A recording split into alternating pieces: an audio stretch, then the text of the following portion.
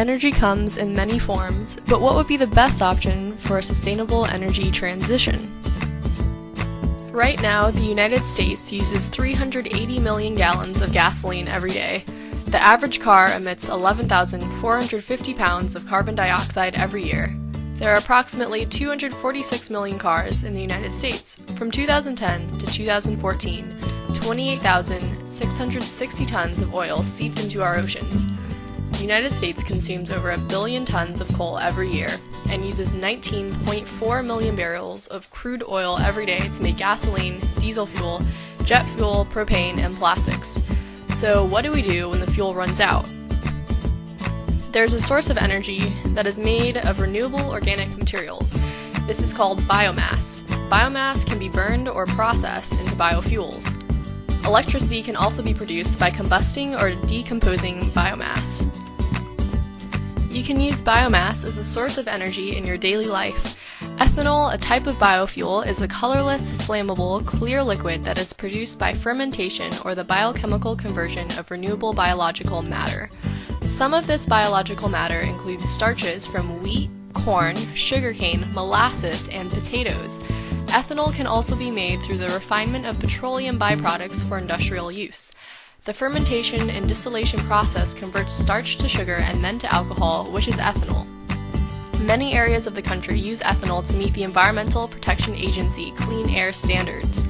E85, a blend of 85% ethanol fuel and 15% gasoline, has the highest oxygen content of any transportation fuel, burning cleaner than gasoline with as much as 39 to 46% fewer greenhouse gas emissions.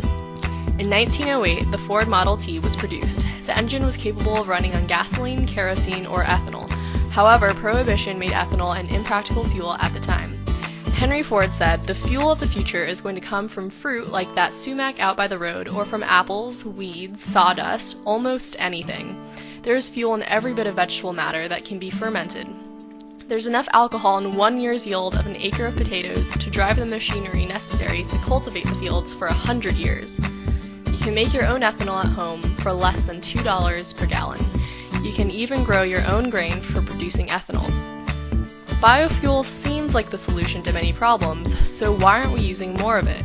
Producing more biofuel means producing more plants. More plants require more fertilizer, but most fertilizers contain more nitrogen than the plants can absorb.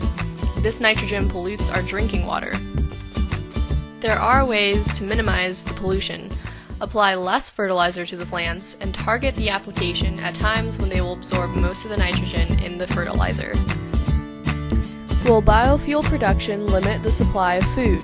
Consider this: agricultural residues left behind after harvest, stalks, leaves, and wheat straw are a potential source of up to 155 million dry tons of biomass for energy production. These are natural byproducts of the food crop, thus not reducing the availability of food crops or increasing the amount of land used. In the United States, 31% or 133 billion pounds of the available food supply goes uneaten and into a landfill. Biofuel burns cleaner with less harmful emissions to the environment. There are many benefits to using biofuel.